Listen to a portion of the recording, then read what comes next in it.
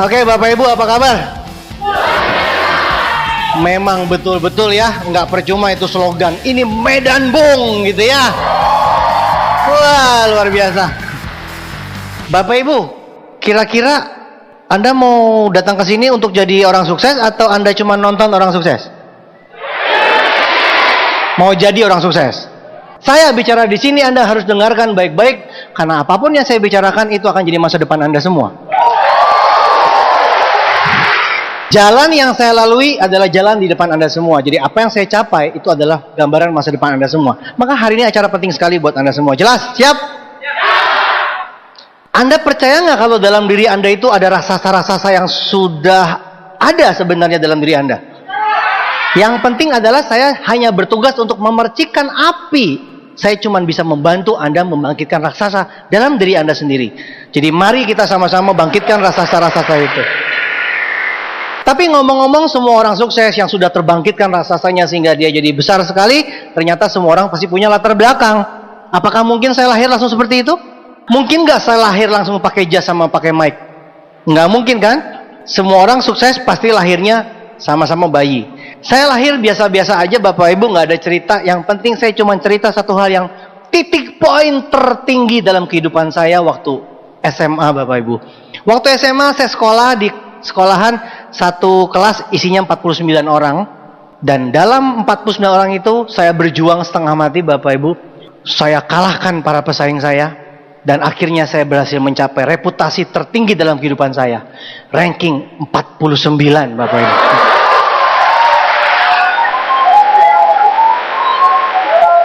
Saya sampai kaget loh. Nyorakinnya gila buat wow. Terus kok ada nada-nada melecehkan gitu loh. Kaget saya. Meraih prestasi tertinggi ranking 49. Tepuk tangan sopan apa nih? Wow.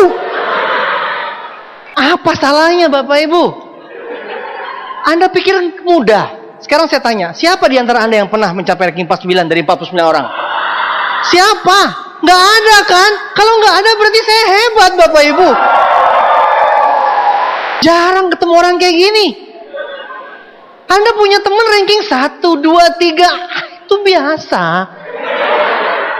49 dari 49 itu kemenangan mutlak.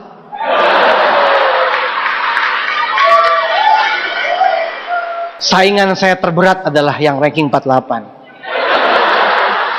Rencananya ada produser dan sutradara yang mau filmin saya. Perjuangan menghadapi babak terakhir. Bagaimana caranya saya mengalahkan pesaing saya. Saya sikut dia jatuh, saya naik ke atas puncak. Saya di puncak 49, saya lihat dia 48. Jauh di bawah sana itu ada ranking 1.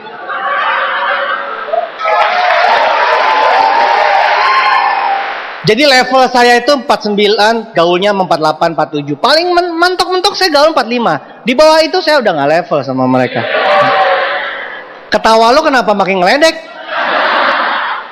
Bunyinya kok makin menghina gitu. Jujur aja gitu, kalau goblok ngomong goblok, nggak usah pakai pura-pura tepuk tangan. Tepuk tanganmu palsu kok. Sambil begini, goblok banget ini. Maksudnya adalah orang segoblok ini aja bisa jadi peringkat tertinggi. Gimana Anda? Apalagi Anda? Luar biasanya acara hari ini adalah pembicaranya bukan orang pintar. Kalau orang pintar Anda pasti bilang pantesan. Itu kan dia. Pas ranking terakhir goblok banget. Goblok banget dia. Saya ini menjadikan alat motivasi paling canggih di dunia karena saking gobloknya. Satu gedung aja nggak ada nih. Yang 2000 orang nggak ada yang ranking 49 dari 49. Itu namanya sesuatu yang jarang, spesialis. Dengan bangga saya persembahkan cerita saya.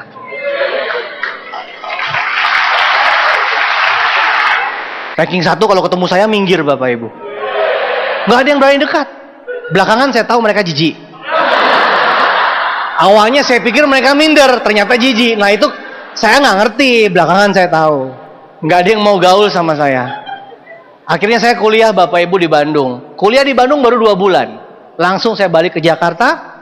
Bapak Ibu ingat, dengar baik-baik. Saya ngomong cuma 1 kali, tapi itu penting semua. Saya pernah kuliah 2 bulan.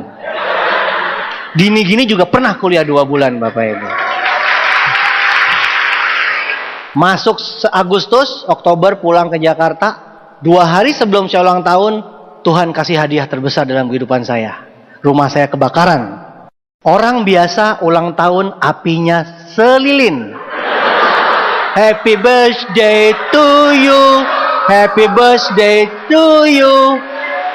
Tiup lilinnya, tiup lilinnya. Lilin kecil jadi orang kecil. Orang besar. Lilinnya besar.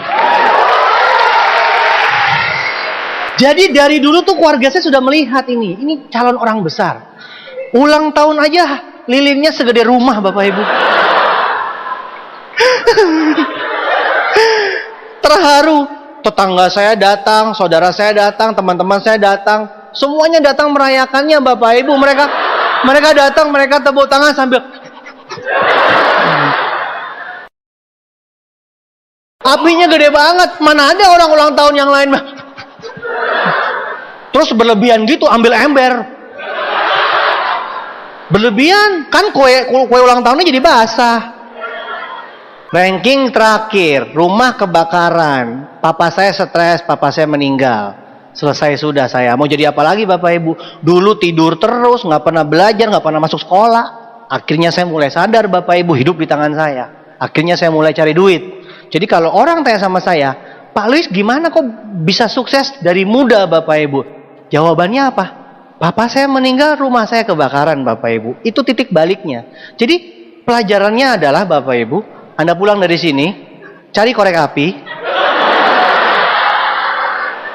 Maksudnya ambil pelajarannya, jangan tunggu sampai bencana datang baru sadar. Jangan sampai Tuhan nyentil Anda Bapak Ibu. Anda harus sadar sebelum bencana itu tiba. Ngerti ya? Saya sebelum melangkah lanjut, saya takutnya salah ngerti. Ternyata oh gitu ya. Ntar siapa ya? Lo mau titip nggak korek sama gue? Gue beli korek, lo beli minyak ya? Pakai bensin aja biar cepet. Oh, kiat-kiat sukses pulang ke rumah. Gimana kiat sukses Pak Luis? Kebakaran Pak. Orang rumah langsung kaget, takut banget rumah kebakaran. Ijazah habis kebakaran semua. Satu-satunya peninggalan saya adalah fotokopian raport 1 halaman. Dan halamannya tepat ranking 49. Kisah nyata Bapak Ibu. Kalau Anda ke Bandung saya tunjukin. Nggak punya ijazah sama sekali. Cuman punya fotokopi raport. Dan kenapa Tuhan memilih ranking 49 itu? Saya pikir-pikir Tuhan aja bangga sama gue loh.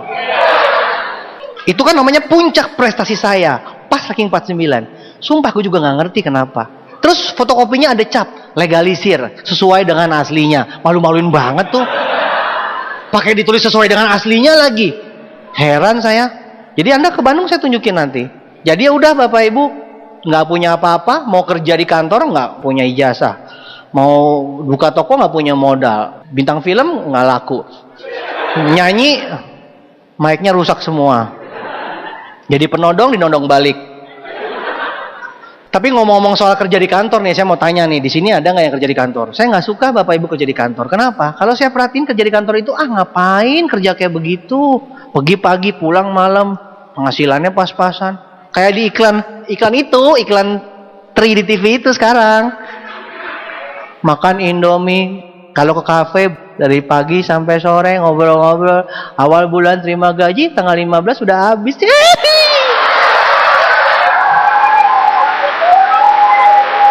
Setiap kali ada iklan itu di TV, gue begini, yes. Gue seneng banget sama tuh iklan. Anak kecil yang ngomong polos kan, yang dengerin dalam. Karena mukanya lo kan, gue banget. Ngomongnya mengalir gitu kan, gue demen banget tuh. Wah itu hebat itu. Banyak yang gampar. Jadi saya nggak mau kerja di kantor, karena saya perhatiin tuh kerja di kantor tuh kayak ini loh Bapak Ibu, maaf aja nih. Ini kan cuma contoh, siapa tahu sama. Misalkan ada tikus putih, dikasih lingkaran, mainan itu di dalam akuarium. Itu tikus ngapain? Lari-lari, muter-muter di tempat. Kelihatannya sibuk nggak? Sibuk muter-muter sampai di mana? Sampai di situ-situ aja kan? Kenal nggak sama orang itu? Kerja keras sampai tua nggak kaya-kaya. Ngapain Pak? Cari nafkah. Ngapain Pak? Cari duit. Pagi malam, pagi malam, pagi malam. Miskin. Miskinnya stabil. Miskin. Miskin aja pakai stabilizer. Miskin. Nggak ada perubahan hidup. Jadi saya pikir-pikir, berarti kalau orang manusia tidak sadar-sadar, muter-muter di tempat, berarti kan, saya nggak bilang loh, itu cuma contoh. Siapa tahu? Sama, lo yang ngomong ya. Jadi jangan sampai kita hidup seperti tikus, muter-muter di tempat, Bapak Ibu. Kalau di Jakarta itu, di Medan juga sama loh. Pergi kantor macet nggak? Pulang kantor macet nggak? Wih, kemarin sama Pak Yasin, macet. Saya bilang gila ini. Hidup setiap hari cuma macet, capek Bapak Ibu. Tapi diterusin lucunya. Dia pulang ke rumah, gila nih macet terus. Gaji nggak naik-naik nih. Sampai kapan kayak begini? Besok pagi persis dibalik lagi ke tempat yang sama. Lucu loh, komplain, lanjut juga jalan terus. Tiap jam 12 siang, serentak mereka makan bareng. Disiplin. Kalau saya tuh makan kadang jam 12, kadang jam 1, kadang jam 2, tergantung ya. Kan bebas uang, bebas waktu. Tapi yang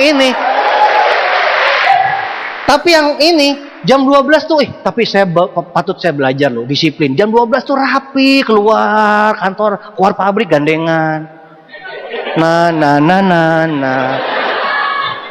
Jam 1 pulang. Yuk. Kompak. Kenapa sih lo ketawa terus sih? Ngerasa kali ya? Bapak Ibu, ciri khasnya gini, kalau dia ketawanya lanjut, berarti ketawain sebelahnya. Coba dengerin. Tapi kalau ketawanya begini, berarti ngetawain diri sendiri, yang ngomong dia loh, yang ngomong. Jadi ketawa itu juga bisa dua macam, bisa dicek tuh. Semenit baru ketahuan, belakangannya gimana? Masih ketawa atau gitu, bilang sabar. Yang penting masa depan lah ya. Jadi Bapak Ibu jam 12 jam 1 kalau lagi makan komplain tuh atasan gue tuh, kalau gue nggak tahan nih gue habisin dia. Gue udah nggak sabar nih, pegangin tangan gue nih, gue udah mau melayang nih, gue habisin nih. Bener gue gila, gaji nggak naik, dimarah-marahin terus, gak pernah dipuji, gila, kesel banget nih gue telat dimarah-marahin. Gue mah paling anti sama orang kayak gitu. Ngoceh jam 12 jam 1. Pulang ke kantor ketemu bosnya, siang bos. Kalau ketemu, habis tuh bos. Siang bos.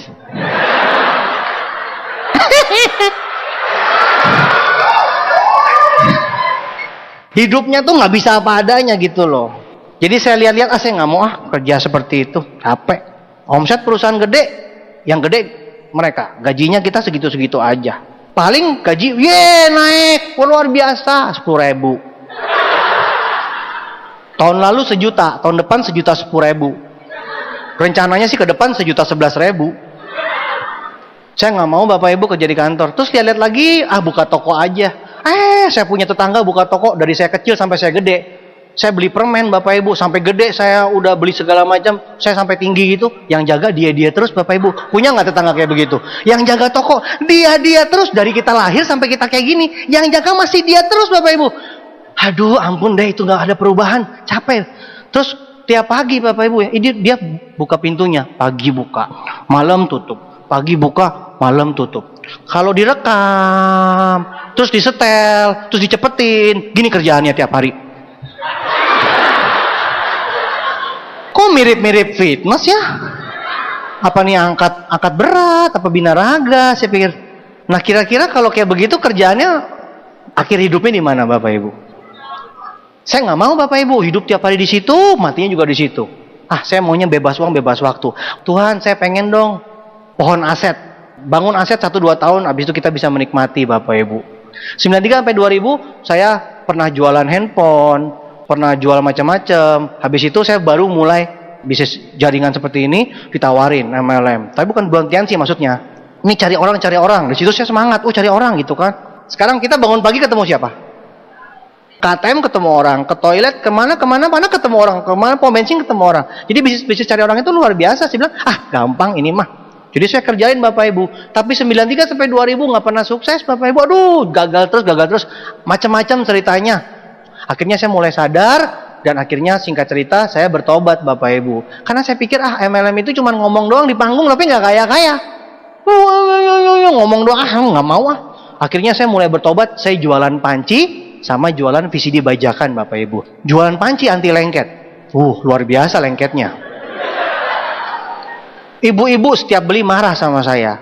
Kamu jualan panci anti lengket tapi paling lengket katanya. Terus saya bilang, ibu gimana apinya? Apinya kecil. Dia bilang, salah bu, nggak boleh kecil, kecilan bu gitu. Temannya bilang, api gue besar tuh. Itu kebesaran ibu, nggak boleh. Temannya bilang, api gue sedang-sedang aja tuh. Itu kesedengan bu. Gimana sih? Masa jadi ibu-ibu nggak bisa masak? Kebesaran lah, kekecilan lah, kesedengan lah. Gitu saya bilang. Karena ibu-ibu itu pergi saya bilang, susah ngomong orang gila kata gitu. Jadi saya tiap jual panci besok dimarahin. Terus saya juga jual VCD bajakan Bapak Ibu. Wow, bapak-bapak beli langsung ngeborong film kartun. Besoknya balik-balik marah-marah. Anak saya guling-gulingan, nggak nyala katanya VCD-nya. Terus saya tanya balik sama dia, loh, bapak belinya asli atau bajakan? Saya bilang begitu. Terus dia bingung. Dia bilang bajakan. Terus saya bilang, makanya jadi warga negara Indonesia tuh mesti taat. Masa bajakan dibeli sih? Malu dong. Wah, saya malu deh kalau warga negara Indonesia kayak begini. Si bapak itu bingung, udah belinya sama gua. Akhirnya di papa itu pergi. Susah deh ngomong orang gila gitu. Jadi saya dapat duit dari panci sama VCD sambil digila-gilain orang gitu terus Bapak Ibu. Saya pikir-pikir sampai kapan saya hidup seperti ini. Bangun lihat panci, tidur lihat panci, ngimpi panci, ngimpi setan pocongnya kayak panci, semua kayak panci. Saya bilang hidup saya kayak begini saya nggak mau. Jadi saya pikir Tuhan ayo dong, saya mau ingin Tuhan tuh kasih perusahaan MLM yang besar Bapak Ibu. Doa saya dijawab Bapak Ibu. Dapat tawaran Tiansi Bapak Ibu awal 2001, awal perubahan hidup saya. Tuhan kabulkan doa saya. 2001 Januari saya mulai jalankan Tiansi. Awalnya mah sombong banget, saya bilang sibuk lah, nggak apa. Saya tuh dulu orangnya sibuk, miskin, sombong Bapak Ibu. Tapi akhirnya saya pelajari, lama-lama saya menemukan bahwa Tiansi ini benar-benar sempurna, nggak ada cacatnya Bapak Ibu. Saya kan pengalaman 93 sampai 2000, pengalaman terlebih dan kegagalan maksudnya. Jadi saya bilang kemana-mana, nih profesornya, tanya MLM, profesor di bidang kegagalan. Saya hafal segala macam perusahaan yang kegagalan. Saya bilang saya nggak mau deh kayak gitu-gituan. Tapi sejak saya jalankan Tiansi Bapak Ibu, saya pelajari semuanya sempurna, nggak ada lagi kekurangannya Bapak Ibu. Semua pengalaman saya di masa lalu saya belajar di Tiansi dan semuanya tidak ada masalah Bapak Ibu. Dan saya bilang saya pasti sukses di Tiansi. Pasti dapat mobil mewah, saya bilang begitu. Dan benar Bapak Ibu, perjuangan saya luar biasa. Susah banget Bapak Ibu. Awalnya saya bilang saya tidak akan keringetan, saya pasti cepat sukses. Karena kan saya pengalamannya udah banyak Bapak Ibu. Pas mulai, wah susah banget Bapak Ibu. Nggak ada yang mau. Semua orang saya tanyain nggak ada yang mau Bapak Ibu. Teman-teman saya semuanya nolak. Teman saya bilang, yang dulu mana? Kata yang dulu bagus. Saya bilang, yang dulu bagus, tapi ini paling bagus. Alah, yang terakhir juga paling bagus. Ini beda. Lo bilang yang terakhir beda. Ini yang paling besar. Yang terakhir kata paling besar.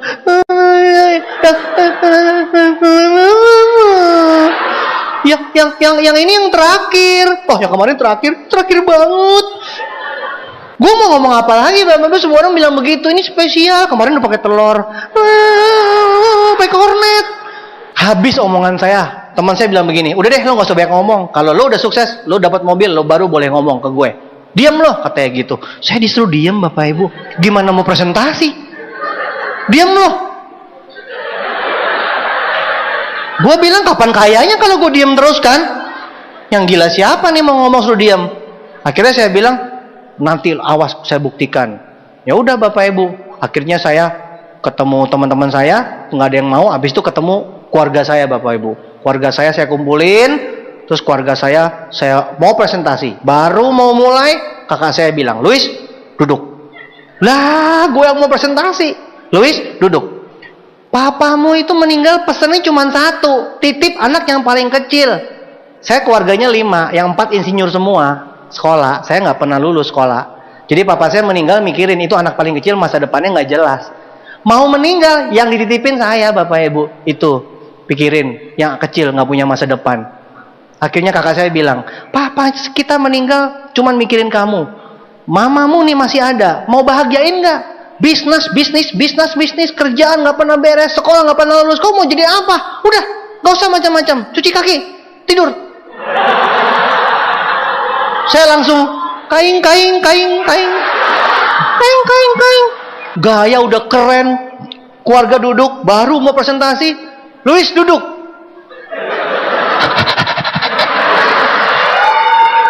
Duduk, cuci kaki, tidur. Bapak Ibu pernah nggak ngalamin hidup seperti itu? Dilecehkan, nggak dianggap, di keluarga paling kecil, pokoknya nggak dianggap deh. Bapak Ibu ngalamin nggak? Sampai sekarang mungkin Anda masih ngalamin. Udah deh, omongan nggak didengar, ngomong tuh nggak ada artinya. Bapak Ibu tenang, Anda Direktur Diamond berikutnya. Kan sama saya juga digituin Bapak Ibu. Saudara semuanya nolak, tidak ada yang mau Bapak Ibu. Akhirnya Tuhan menyelamatkan saya. Ibu kos saya sakit. Ibu kos saya sakit dan dia bilang sakit 3 hari nggak bisa bangun, udah ke dokter nggak sembuh segala macam. Saya bilang ada obat Cina, mujarab, saya bilang gitu. Wah, ada ini. Terus dia tanya, bagus nggak? Terus saya bilang, beneran? Dia bilang, udah coba banyak. Bener, semuanya pada sembuh. Dia bilang gitu. Saya bilang, beneran ya? Kalau diterusin Bapak Ibu, nggak ada yang coba. Masa saya bilang nggak ada yang coba, nggak lucu Bapak Ibu ya. Jadi terpaksa saya show-nya gitu aja. Saya nggak bilang bagus loh. Saya cuma bilang iya, saya mau ngomong apa lagi? Nggak ada yang mau coba, nggak ada yang percaya. Masa saya mesti jujur, Ibu nggak ada yang nyoba, Ibu coba aja, siapa tahu mati. Nggak mungkin kan saya ngomong seperti itu kan Bapak Ibu. Jadi akhirnya terpaksa saya pakai gitu. Nah dasar dia percaya, dia coba Bapak Ibu. 2 hari kemudian dia bangkit, dia jalan, ketemu di warung. Saya syok lihat dia. Dia syok lihat saya syok. Saya lihat dia langsung, dia lihat saya langsung, kenapa? Dia bilang. Saya bilang, ibu sembuh, gitu kan? Terus dia bilang, iya kan, lu bilang bagus. Saya bilang, ya ampun ibu, akhirnya ada yang buktiin. Sejarah Tiansi Indonesia bisa berdiri, itu cuman karena ada 1 orang yang berani mencoba, dan akhirnya terbukti. Itu karena kesaksian produk Tiansi yang luar biasa dahsyat. Produknya memang luar biasa dahsyat Bapak Ibu. Itu yang bisa membuat kita besar.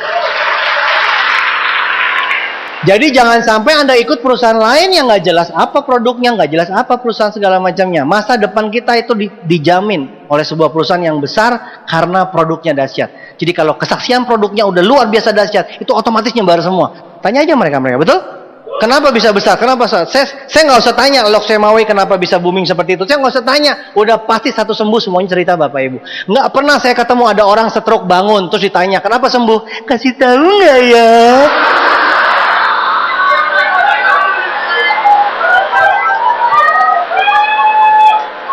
Ada, Pak Dokter? Di mana-mana orang sembuh pasti heboh cerita. Tiansi yang menyembuhkan saya. Mana ada orang kanker sembuh kok bisa sembuh? Kasih tahu ya. Pok. Jadi produknya bagus, kesaksiannya bagus, nyebar, betul tidak? Jadi Anda semua nggak usah takut. Anda bilang, gue nggak bisa, gue nggak sekolah, nggak apa. Ilah, udah terbukti kayak begini aja bisa. Dari sekolah nggak lulus sampai dokter semuanya bisa sukses. Gila nggak ini Tiansi? Produknya luar biasa. Jaringan saya punya 600 bintang 8 ke atas tuh antik-antik semua, unik-unik semuanya orangnya, model-modelnya latar belakangnya aneh-aneh Bapak Ibu. Tapi semuanya bisa sukses karena Tiansi produknya luar biasa. Jadi poin pertama adalah produk Tiansi luar biasa, makanya saya bisa sukses. Lanjut ya. 1 sembuh saya cerita sama orang lain Bapak Ibu. Heboh, kesaksian heboh. Sembuh. Orang tanya, siapa sembuh? Ibu kos. Ada namanya sekarang.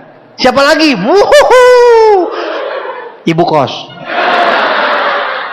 Terus, ada lagi dong.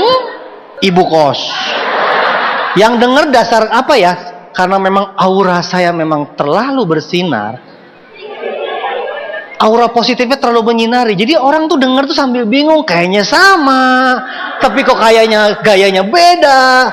Tapi akhirnya mereka bilang, wow banyak ya. Yang dodol siapa juga nggak jelas. Ya pokoknya orang semuanya wow banyak. Akhirnya coba satu persatu Bapak Ibu. Ya ampun, kanker, kencing manis, jantung, semua stroke satu persatu sembuh semua Bapak Ibu. Jadi saya nggak perlu sekolah tinggi-tinggi, nggak perlu budayanya kerajaan Cinaan udah 5.000 tahun. Ini produk yang dipakai oleh kebudayaan Cina 5.000 tahun. Ya kalau sekolah 5.000 tahun, dinosaurus balik lagi Bapak Ibu. Jadi kita nggak perlu pinter-pinter, langsung tawarin produk ini udah 5.000 tahun kebudayaannya. Jelas Bapak Ibu ya? Jadi saya bisa numpang kaya gara-gara ini. Sekitar kita banyak orang sakit nggak? Orang sehat aja harus mencegah penyakit, apalagi orang sakit. Sehat memang mahal, kalau sakit lebih mahal. Tuh Depkes aja pinter tulis spanduk. Sehat memang mahal, sakit lebih mahal. Mencegah lebih baik dari pengobatan. Rumah sakit ada yang sepi nggak? Rumah sakit semuanya penuh Bapak Ibu.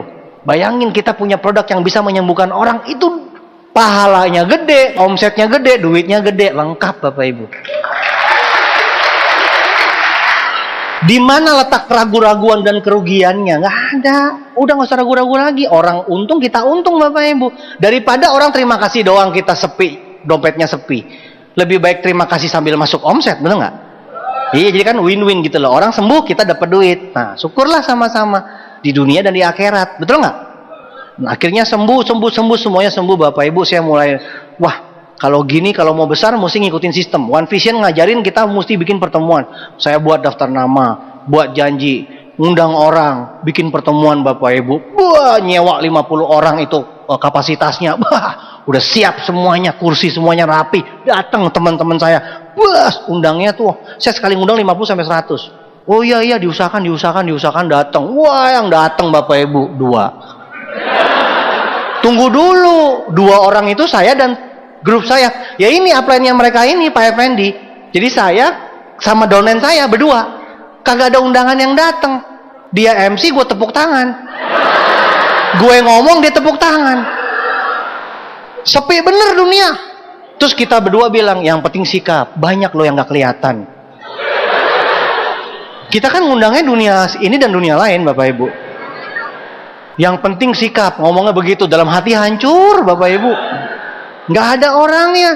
Coba lagi, undang lagi Bapak Ibu. Akhirnya orang tuh kadang-kadang diundang itu bilangnya apa? Oke deh, entar gue usahain. Pas hari hanya cacingan. Ikannya lagi tunangan, kucingnya lah bunting, segala macam.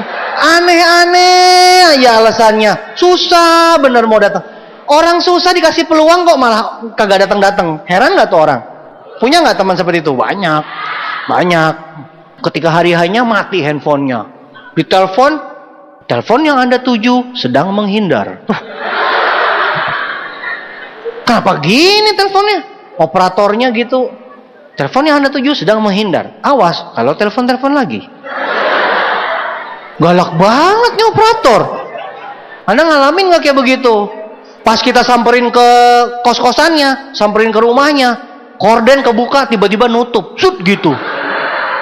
Hidungnya kelihatan. Pembantunya keluar. Nggak ada. Apa nggak ada hidungnya nongol? Diundang susah, didatengin nggak mau ketemu. Susah hidup ini Bapak Ibu. Jadi jangan bilang gampang, susah emang. Jadi kalau Anda sekarang masih susah ya wajar. Sama saya dulu. Saya terus maju Bapak Ibu, undang orang, akhirnya rekor terjadi. Yang datang 3 orang. 3 orang di luar saya.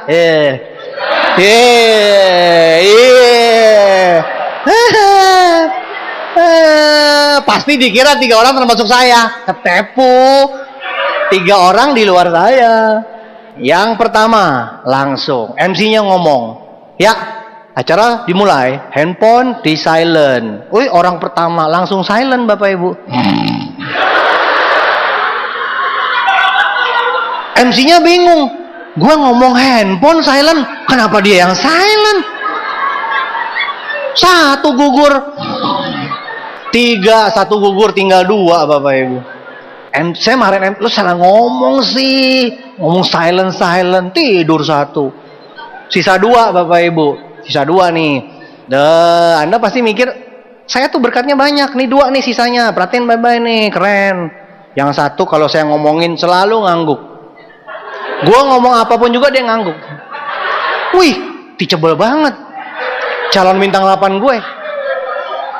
Gua ngomong apapun dia begini. Setengah jam Bapak Ibu, setengah jam. Lewat setengah jam ada gerakan tambahan. Gue juga nggak ngerti sih kenapa dia begini.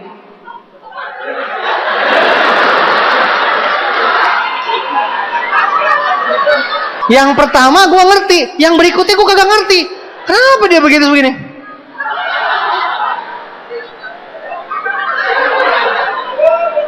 Satu jam kemudian dia pergi dan tak kembali. Nyusul yang pertama. 2 gugur Bapak Ibu. Kayak di film-film, 2 down gitu. 2 gugur. Tinggal 1 Bapak Ibu. Nah, cerita itu pasti paling keren di belakang kan. Anda pasti nunggu kan. Yang terakhir nih pasti nih. Ketahuan mukanya ngarep. Ngarep.com. Nih, orang tua. Siapa takut? Cucunya banyak. Langsung saya ngomong mobil, kapal, pesawat, villa. Wih, dia nggak ngedip loh. Bukan ngangguk lagi. Dia fokus, nggak ngedip. Saya bilang, saya belum pernah ketemu orang sefokus ini. Dap, bangun aset. Bintang 1, bintang 8. Got Lion, director. Saya nggak sabar selesaikan presentasi. Saya datengin Bapak Ibu. Saya follow up. Saya bilang begini. Gimana Ibu? Bergabung bintang 3? Dia bilang begini, maaf saya nggak dengar. Dikiranya fokus, ternyata budak. Hancur hatiku Bapak Ibu. Dikirain fokus, ternyata budak itu orang ibu-ibu yang bisa diulang lagi nggak? Wah, udah lewat saya. Bintangnya udah lewat semua, masa suruh ulang lagi? Ternyata makin belakang makin hancur ya Bapak Ibu ya. 3 orang datang, 3 gugur Bapak Ibu. Ya, kembali kepada kesendirianku. Aku menatap bulan. Pas tanggal 15.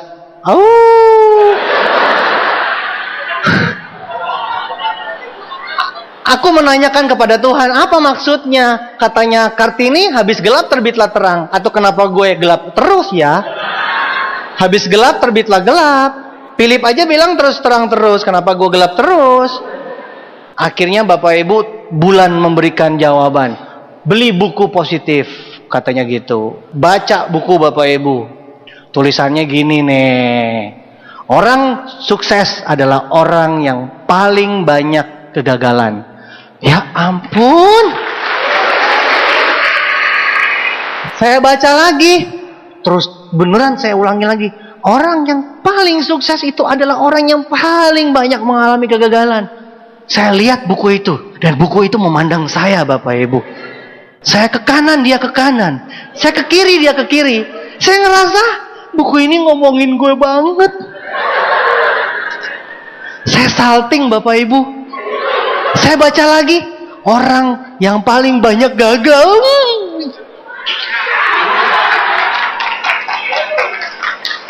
Saya ngerasa itu buku benar-benar kenal saya. Saya nggak kenal buku itu. Tapi buku itu kenal saya. Dan buku itu mengatakan orang sukses adalah orang yang paling banyak gagal Bapak Ibu. Di situ saya bangkit. Mari kita bandingkan dengan orang Medan. Orang Medan itu orang banyak mikir. Banyak nggak teman-teman orang Medan orang banyak mikir? Apa-apa dipertimbangkan. Apa-apa takut gagal. Apa-apa takut sana takut sini. Memangnya jual timbangan, bertimbangan terus. Kita buka toko timbangan loh. Oke, nanti gue pertimbangkan lagi, pertimbangkan terus. Bapak Ibu bayangkan, kalau Chris John main tinju, terus dia banyak mikir, takut gagal. Wasitnya gini, ya teng gitu. Terus Chris John begini, temannya juga begini. Tegang sekali kehidupan.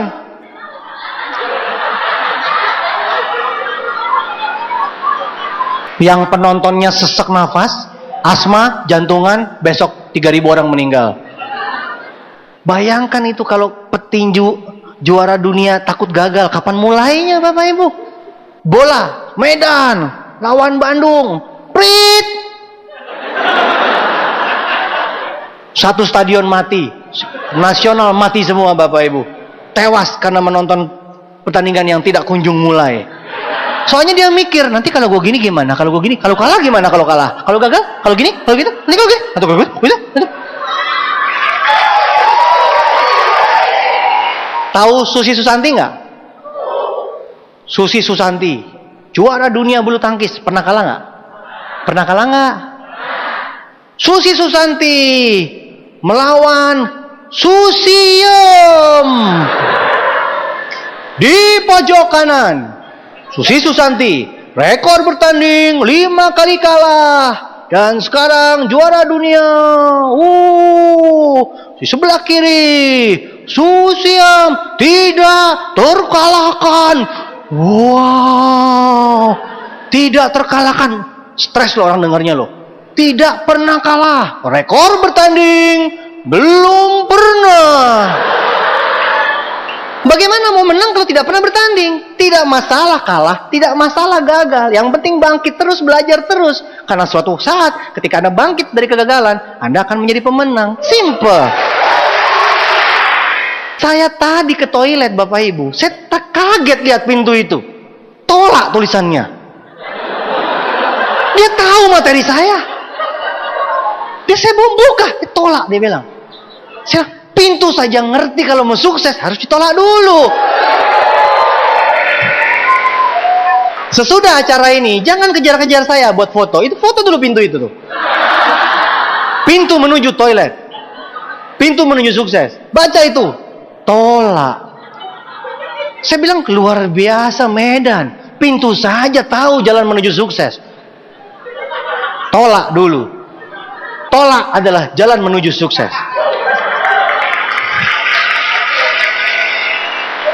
Jadi Bapak Ibu nggak usah takut gagal, nggak usah takut ditolak, tidak usah takut kalah. Contoh saja, Anda petinju, tidak usah ngerti tekniknya, nggak usah ngerti apa-apa. Ikutin yang cara Pak Ruli, stand and fight, stand and fight. Lawan juara dunia, kita nggak usah jago-jago, cukup ditonjok KO bangun, tonjok KO bangun, tonjok KO bangun, tonjok KO bangun, tonjok KO bangun. Kira-kira itu capek nggak juara dunianya? Dia tonjok. Lama-lama kita bangun terus, lama-lama kita tiup dia KO. Jadi yang penting juara dunianya atau tak pernah menyerah. Bangkit terus. Juara dunia juga kalah sama dia Bapak Ibu. Tidak usah takut gagal. Justru gagal makin banyak, kata buku, semakin sukses. Karena orang ketika gagal mampu belajar dari kegagalan daripada nggak pernah ngapa-ngapain. Bertanding saja tidak, bagaimana mau belajar? Kalau kita bertanding, resikonya bisa kalah, bisa menang. Ambillah resiko itu. Kalau kalah, berjuang lagi, kalah, belajar lagi. Jadi kita menang. Tapi kalau tidak bertanding, resiko kalah tidak ada, resiko menang mbahmu. Bertanding saja tidak, bagaimana kau bisa menang? Ini logikanya. Kalau Anda jadi orang tidak usah banyak mikir. Saya pikirkan dulu. Saya kasih waktu Bapak Ibu 3000 tahun. Silakan mikir. Ya, Anda mikir saja. Itu dompetmu nambah nggak? Mikir saja sudah. Silakan. Oke, saya kasih waktu 1 menit ke depan. Silakan berpikir keras. Siapa yang nambah dompetnya? Berpikir keras sana, cepat. Kanker otak lah kau. Berpikir keras, sakit keras lah kau. Berpikir boleh, tapi bertindak lebih banyak. Kalau gagal, kalau kalah, so what gitu loh. Jadi kalau Anda gagal, gue harus bilang wow gitu. Bukan masalah. Nah, tinggal lakukan saja, gagal, kalah, belajar lagi. Ternyata kunci suksesnya Pak Luis cuma seperti itu Bapak Ibu. Nyelonong aja terus Bapak Ibu. Mulailah saya belajar di buku itu. Saya mulai lagi. Disitulah mulai Tuhan kasih berkat. Entah kenapa Tuhan itu selalu buat model seperti itu. Kita dikasih susah, dikasih masalah. Kalau kita sudah lewatin baru kita dikasih berkat. Mungkin Tuhan nggak mau gitu kasih berkat gratisan kali ya. Sekarang saya tanya. Kalau Anda tidak usaha, tapi Anda bisa dapat hasilnya. Tuhan bukan yang kasih.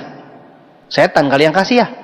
Ya kan? Anda curiga setan apa Tuhan? Tapi kalau Anda gagal, Anda berdoa, Tuhan kasih. Anda gagal, Anda berjuang, Anda berdoa, Tuhan kasih. Kita rasakan nggak Tuhan itu ada? Jadi memang itu desainnya seperti itu Bapak Ibu. Desainnya itu kita susah dulu baru sukses. Kalau susah terus sukses, ceritanya juga enak. Naik panggung. Dulu saya gelap, dulu saya gagal, sekarang saya sukses. Mantapnya itu cerita. Coba orang naik panggung, Bapak Ibu, saya lahir kaya, sekarang kaya. Terus, ya sudah, sepatu lempar toh, puh. Mana ada pembicara laku seperti itu? Jadi segala sesuatu yang gelap, syukuri Bapak Ibu, karena itu jadi pelajaran buat terang di masa depan. Saya maju terus sesuai dengan buku itu Bapak Ibu. Akhirnya mulai terkumpul satu demi satu orang, satu demi satu. Pertemuan mulai banyak Bapak Ibu. Ditolak betul, gagal betul. Naik motor capek-capek sampai kempes-kempes, hujan-hujan, ketemu orang bilang nggak ada. Semua sudah lewat Bapak Ibu. Dibilang diam kau, nggak usah ngomong. Kalau sudah sukses baru ngomong segala macam. Sudah lewat semua Bapak Ibu. Lewatin aja, telan. Ketika Anda mengalami gagal, Anda ingat, tengok ke atas, Tuhan lagi lihat, malaikat lagi catat. Tuhan tidak pernah tidur. Satu kali kegagalanmu Tuhan catat, malaikat catat itu. Satu kali gagal catat. Kempes-kempes, hujan-hujan, ditolak orang, terus bilang sama Tuhan, catat. Saatnya buku sudah terkumpul. Tuhan bilang malaikat, kasih berkatnya. Tanya sama leader di depan ini, tanya tuh semua, tanya. Kalau saya ngomong seperti ini, mereka pasti langsung flashback. Dulunya ditolaknya seperti apa, dihinanya seperti apa. Tapi ketika mereka terima rewardnya, tidak usah balas dendam, sudah terhina sendiri itu manusia. Gak usah peduli omongan orang, kita jalan saja terus. Kalau kita sukses, semua orang akan diam mulutnya dan mengatakan, ya amin, kita sukses, kita juaranya. Jelas? Akhirnya saya Bapak Ibu, tahun 2001 saya mulai. Tahun 2002, enggak usah pakai lama. Tahun 2002 saya dapatkan mobil saya. Waktu diumumin rasanya, aduh, dapat mobil Bapak Ibu. Dulu saya tiap lihat mobil itu, saya pegang-pegang mereknya. Orang bilang gila, masa pegang merek bisa sukses? Saya bilang lihat siapa yang gila nanti. Saya pegang itu merek, saya bilang amin. Imani, amin. Iman, amin. Orang bilang gila. Tapi ketika saya sukses terima mobil Bapak Ibu, mantapnya. Sengaja lewat teman. Apalagi ketemu orang, teman yang nolak. Kita naik mobil, teman kita naik motor Bapak Ibu. Itu mantap sekali kejadiannya itu. Ngomong-ngomong soal mobil Bapak Ibu, lihat coba Pak Adi, Bu Debi. Ya kan Pak Yasin. Dulu Pak Yasin ngejemput saya pakai mobil jelek, sekarang sudah naik BMW. Nggak tahu kenapa ya, kalau orang naik mobil mewah tuh rasanya tuh auranya Memang nggak bisa bohong ya. Lihat Pak Adi, Bu Debi, keren Bapak Ibu ya, mereka semua terima mobil, tanya luar biasa rasanya. Coba lihat Pak Adi, Bu Debi, naik mobil bagus, hujan-hujan, pasang AC, pasang musik. Pak Adi tinggal bilang, I love you sayang. Nggak usah kencang-kencang. Bu Debi sudah tahu, me too. Yasin ngomong ke Koli, aku sayang kamu. Koli bilang, aku juga sayang. Romantis sekali kehidupan itu. Tapi kalau orang naik motor, naik bebek Bapak Ibu. Ini maaf ya, yang belum dapat Scoopy kejar Scoopy-nya daripada jalan kaki. Betul? Ya, 3 orang tadi dapat Scoopy bagus daripada jalan kaki. Tapi sekarang ini omongan saya untuk naik kelas, upgrade. Bagi yang terima motor, ayo kejar mobil kan? Orang bilang, ayo kejar mobil. Yang bagi yang naik motor bebek sekarang, bertobatlah Bapak Ibu. Saya dari luar mau masuk gedung ini, susah, bebek semua di mana-mana. Saya bilang sama Yasin, singkirkan itu bebek-bebek. Merusak pandanganku. Auraku jadi negatif. Wah, Pak Yasin melindungi saya loh. Kalau nggak itu aura negatif itu nempel semua. Saya nggak bisa ngomong Bapak Ibu. Coba bandingkan sama bebek ya nih. Kalau naik bebek Bapak Ibu, ngomong kencang-kencang. Aku sayang kamu. Ini cowok, ini cewek. Aku sayang kamu. Kenceng-kenceng Bapak Ibu, bis lewat. Ceweknya bilang, apa? Aduh, cowoknya bilang, habis suaraku. Aku sayang kamu. Ceweknya bilang, apa? Akhirnya cowoknya radang tenggorokan. Minggu depan diputusin. Ceweknya bilang, kamu sekarang udah gak pernah ngomong sayang sama aku. Cowoknya bilang, aku udah ngomong terus-terusan tiap hari. Itu akibatnya Bapak Ibu, perbedaan naik motor dengan naik mobil. Satu hal yang paling luar biasa saya liatin, saya juga gak ngerti. Itu kalau hujan-hujan Bapak Ibu, Kalau mereka hujan-hujan tambah mesra. Tapi kalau di Medan kemarin saya lihat, bapak, ibu, anak 2 di tengah. Bapak, ibu, anak bebek 2 di tengah. Naik motor toh, hujan. Langsung si bapak minggir, dengan gagahnya dia minggir, ya berubah. Dia pakai jas hujan, dia kembali lagi. Anakku, bapak sudah kembali. Ayo kita naik. Semua berlindung di bawah sayap papa.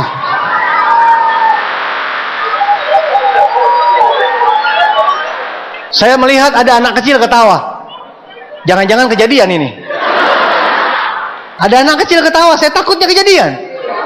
Habis anaknya begini, terus mandang bapaknya. Saya nggak ngerti maksudnya apa ini. Ketawanya polos toh. Habis itu mandang bapaknya sama mamanya. Bapaknya sama mamanya nunduk. Kasihani dong. Masa bapak ibu anaknya ditaruh di bawah sayap bebekmu?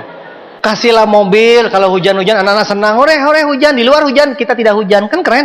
Nah, satu lagi nih yang paling puncak bapak ibu. Saya sampai sekarang ini, kalau ini penelitian masih belum selesai. Saya juga nggak ngerti kenapa. Masih belum selesai penelitian. Kemarin saya perhatikan ya. Tadi juga ya. Dari dulu saya lihat Pak Adi, Bu Debi saya perhatikan. Terus Yasin tadi sama Koli saya liatin. Setiap lampu merah perempatan ngerem, dia rem, kakinya tetap di dalam. Saya perhatikan terus loh. Ini saya masih lanjut. Saya kan lagi ngambil gelar doktor. Saya perhatikan apa perbedaannya gitu loh. Nah, mereka naik mobil mewah, itu kakinya di dalam. Jadi walaupun ngerem itu perempatan, ngerem tetap di dalam kakinya. Tapi saya adakan penelitian itu, ya bebek-bebek itu di Medan. Hujan-hujan loh, hujan-hujan, genangan air di mana-mana. Lampu merah. Perempatan lampu merah itu genangan di air di mana-mana. Si bebek itu dari jauh dia rem. Saya juga nggak ngerti kenapa kakinya harus turun. Kenapa? Jadi dia berhenti di lampu merah, terus dia bilang lagi, ya basah. Sudah tahu hujan, sudah tahu genangan air, kakinya cemplung lagi, plung plung. Dia ngomong lagi, ya basah. Sampai sekarang saya selidiki itu kenapa ya? Itu fenomena alam. Belum ketemu kenapa alasannya.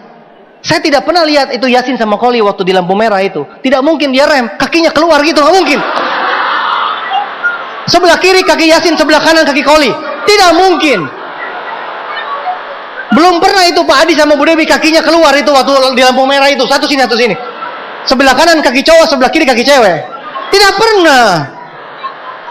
Maka Bapak Ibu bagi yang mengerti kondisinya tolong berikan email ke saya, kasih masukan. Ada apa? Kenapa bebek itu harus turun kakinya? Jadi bagi Anda yang pulang hari ini naik bebek Bapak Ibu, tolong pulang jangan bareng-bareng. Malu kalau di lampu merah sama-sama turun kakimu. Plung. Lihat kiri, lihat kanan. Hehehe. Polisi bingung. Lu ngapain ketawa-ketawa? Kita bilang, dari Selekta bos. Yang ketawa ini pasti orang gila dari Selekta bos. Makanya pulang dari sini, pulangnya sendiri-sendiri, jangan barengan. Malu dong. Kalau lampu merah dari jauh sudah ngerem. Kalau yang boncengan, atur satu kiri, satu kanan. Jaga keseimbangan.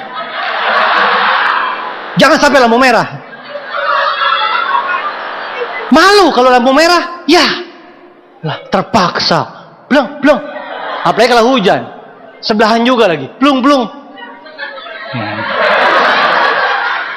Senasib nih ya. Saya sudah kebayang ini nanti sore ini terjadi kecelakaan di mana-mana.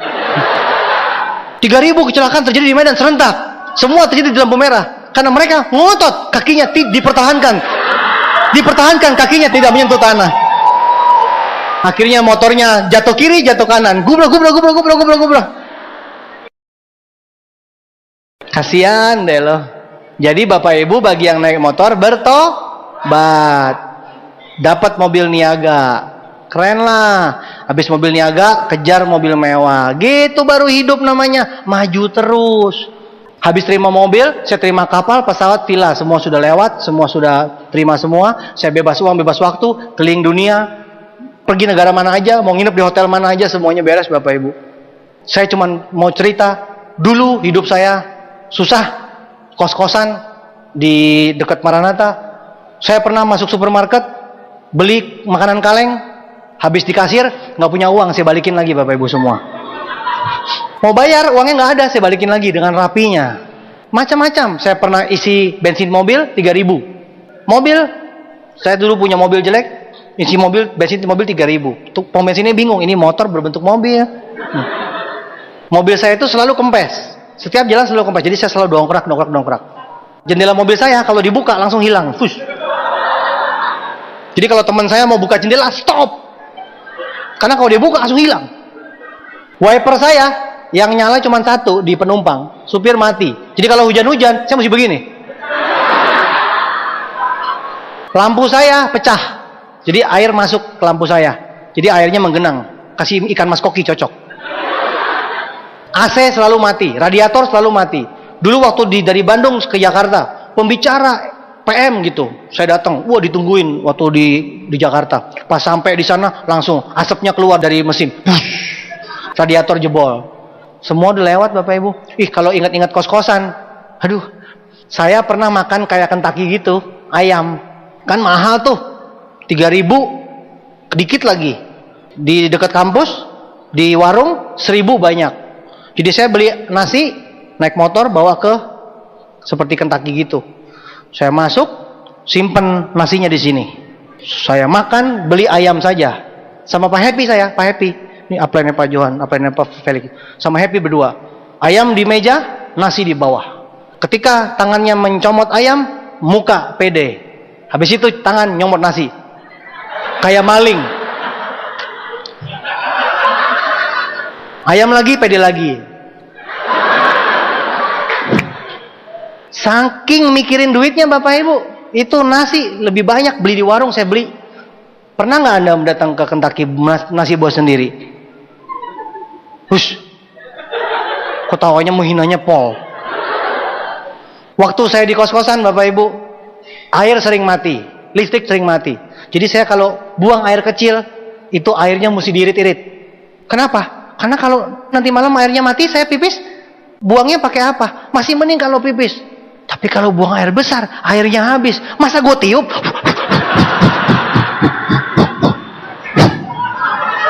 Jadi saya mesti ngukur itu air supaya bisa buat buang air kecil sama buang air besar.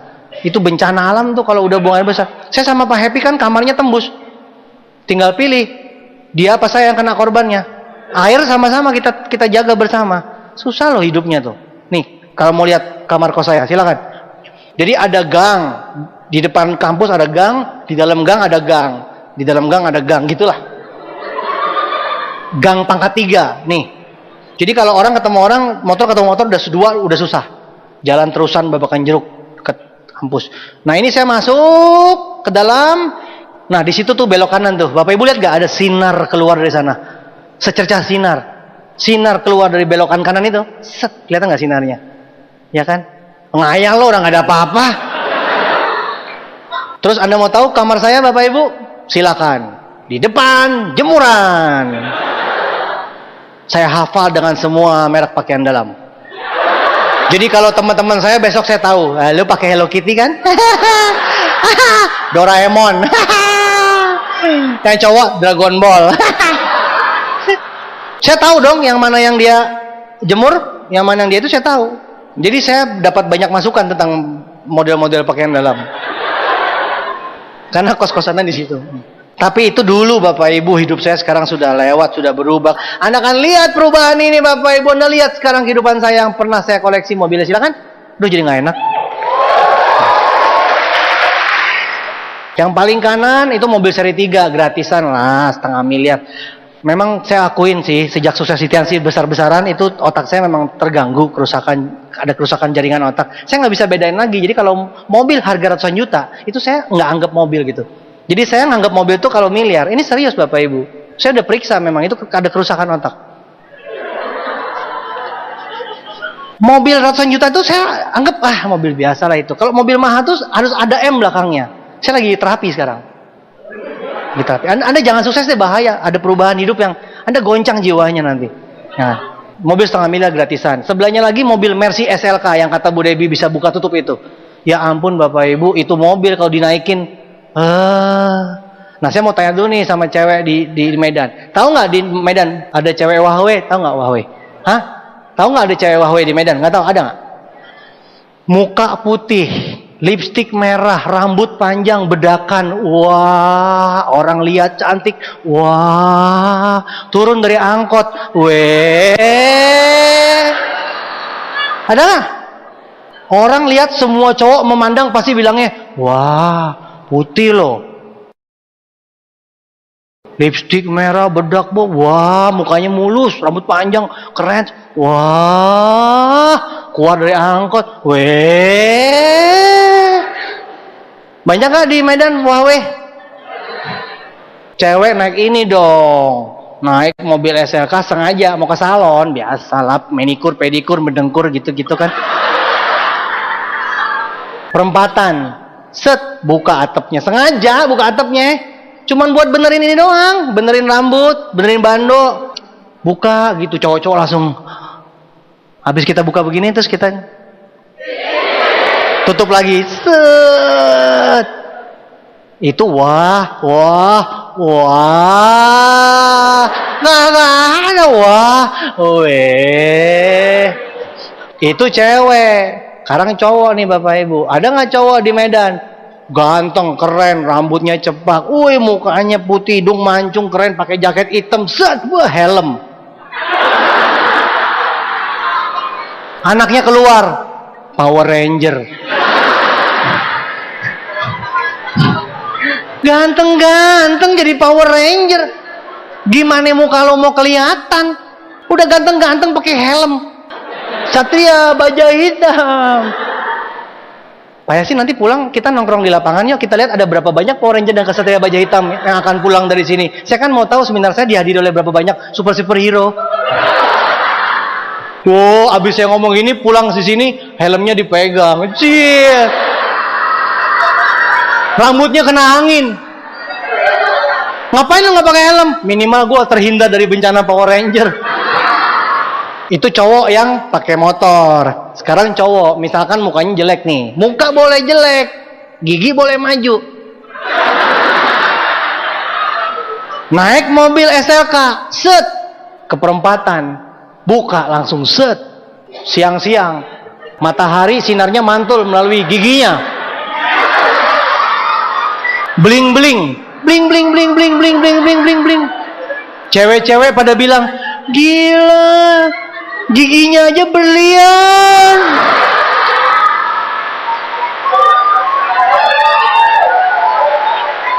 Kesimpulannya apa? Muka nomor 13, Bung. Kendaraan bisa ngupgrade. Muka ganteng jeblok Power Ranger. Gigi tonggos berubah jadi berlian. Lo kebayang kan?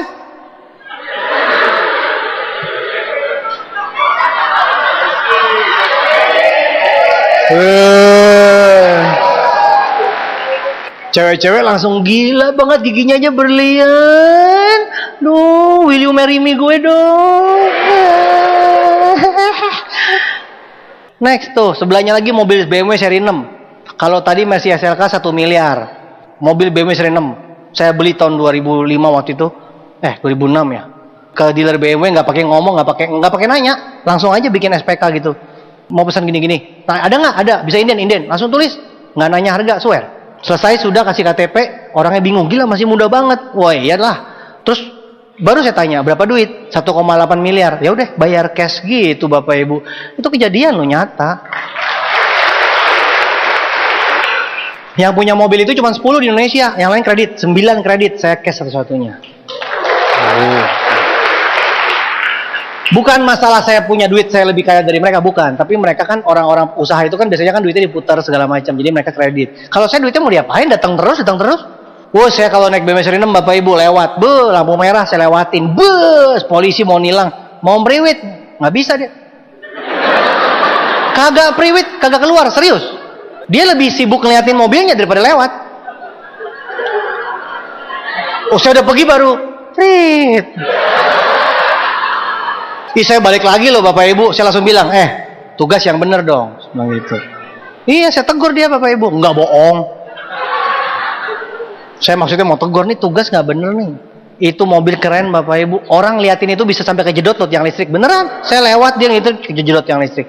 Apa ya, rasanya tuh dunianya kita tuh keren gitu loh. Orang liatin, seneng gitu liatin, wah keren gitu. Sebelahnya lagi Audi TT Bapak Ibu. Itu 1 miliar saya beli ya, keren juga. Sebelahnya lagi Jaguar XF. Itu yang lama Jaguar XF. Sekarang saya ganti yang baru Bapak Ibu. 1,35, 1 miliar 350 juta. Jaguar XF. Nah Bapak Ibu lihat mobil ini saya langsung bangga banget. Kenapa? Karena mobil yang dipakai sama Pangeran William sama Putri Kate itu yang di London itu loh, London. Jadi mereka itu keluarga kerajaan sama keluarga Perdana Menterinya itu dijemput pakai mobil Jaguar seperti ini Bapak Ibu. Saya langsung rasanya kayak satu anggota Royal Buckingham gitu loh. Jadi rasanya tuh kayak anggota kerajaan Inggris. Bener Bapak Ibu. Saya lihat TV gitu langsung, gila keren banget mobil gua. Keren banget loh. Udah lo nggak usah lihat mah, bebek nggak akan lewat, bener. Ditembak, bebek lewat langsung tembak. Jadi mobil ini benar-benar membanggakan Bapak Ibu. Nah itu mobil Bapak Ibu ya, oke lah mobil. Sekarang rumah, ya itu rumah di belakangnya atau lebih dekat lagi. 30 miliar Bapak Ibu, 2000 meter di Hook. Kenapa bisa 30 miliar? Marmernya aja lantainya 3,5 miliar. Saya kasih waktu 5 detik lah supaya buat nyimak, soalnya loading lama gitu. Maksud lo 3,5 miliar itu marmernya lantainya. Tuh 2, 3, 4, 5. Semoga masuk. Susah loadingnya. Ada liftnya. Kenapa saya kasih lift Bapak Ibu? Karena saya anak yang berbakti sama orang tua. Orang tua saya, mama saya kakinya udah sakit, susah naik tangga. Tahu diri dong, bikinin lift. Masa gitu aja nggak ngerti? Nggak perlu pinter kan? Iya dong, kasih lift. Mama saya tinggal pencet naik, keren. Anda, mamanya sakit, papanya sakit, pakai tali dikerek. Udah mak, emaknya bilang, belum, lagi. Dasar lo anak durhaka lo. Sabar ya mak. Pakai lift dong. Kalau sakit naik tangga nggak bisa tuh gimana kalau mau naik? Lift 300 juta. Kacanya, kan rumah saya penuh kaca. Rumah saya adalah rumah yang terbanyak kacanya di seluruh Indonesia. Rumahnya paling banyak kacanya. Kacanya 1,5 miliar. Dinding kacanya saja 1,5 miliar. Akibatnya saya mau bikin korden, kena saya. Proposalnya korden 1 miliar. Saya bilang gila ini 1 miliar. Orangnya malah balik marah sama saya. Siapa suruh Bapak punya rumah kaca semua? Jadi kordennya banyak. Satu hal yang paling menarik Bapak Ibu di rumah saya punya kloset. Klosetnya 65 juta. Kloset buat pup. Klosetnya minimalis, bulat begitu, nggak ada tangkinya. Jadi kalau Anda lihat pasti bingung, loh mana tangkinya? Nggak ada flashnya. Saya yakin Anda habis buang air Anda pasti bingung. Gimana nih gitu kan? Pakai iman Bapak Ibu. Mesti pakai iman supaya nge-flash. Ya kalau pipis, kalau BAB. Kamu lama banget. Iya Pak, lagi niup. Kloset 65 juta, masuk akal dikit kenapa? Kenapa juga saya beli?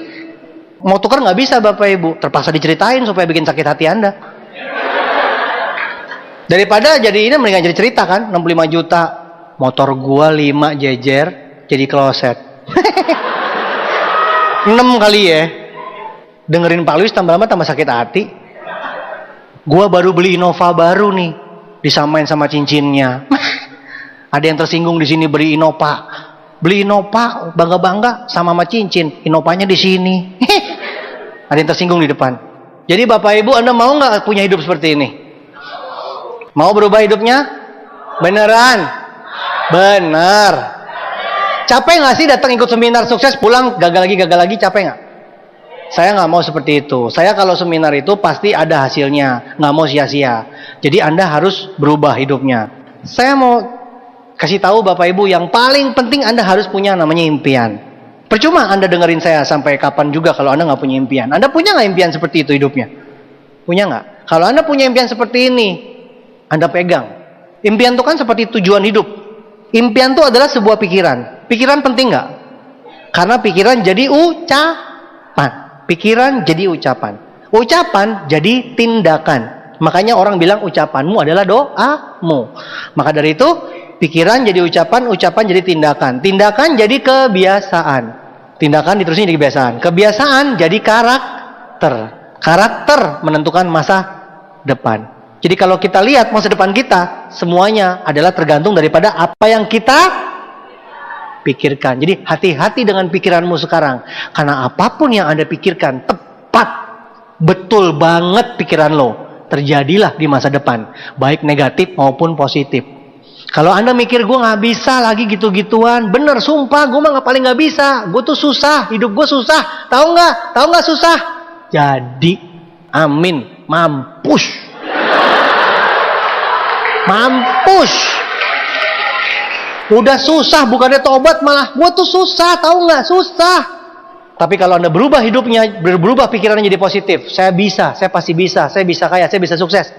Otomatis pikiran Anda akan menentukan masa depan Anda. Masa depan Anda juga pasti sukses. Jadi pikiran Anda akan menentukan masa depan Anda. Berpikirlah positif, maka semuanya akan menghasilkan masa depan yang positif.